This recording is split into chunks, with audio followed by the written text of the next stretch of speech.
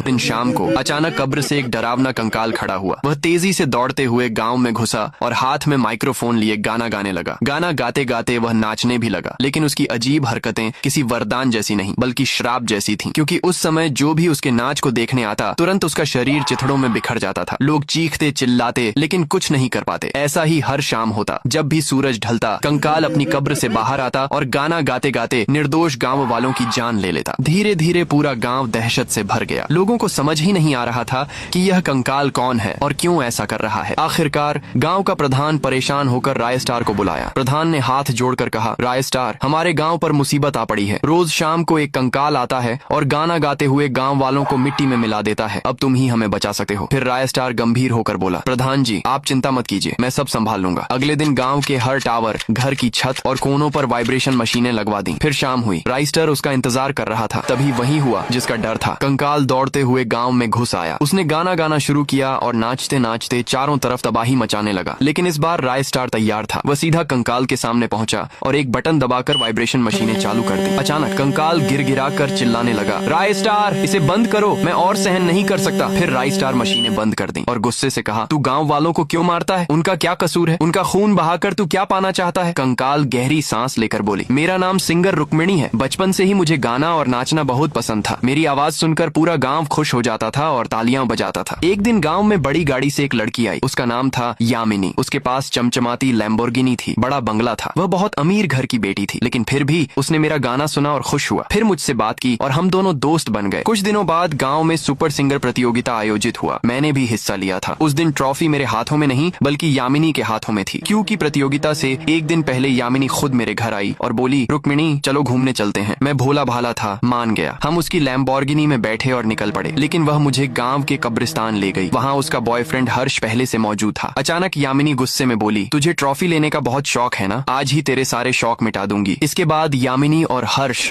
दोनों ने मिलकर मुझ पर हमला किया। उन्होंने मुझे बेरहमी से मार डाला और इसी कब्र में गाड़ दिया। मेरी आत्मा अधूरी रह गई। मेरी आवाज, मेरा गाना, मेरा सपना सब अधूरा रह गया। इसी कारण मैं हर शाम इस गांव में आता हूँ और गाना गाते गाते मौत बांट देता हूँ।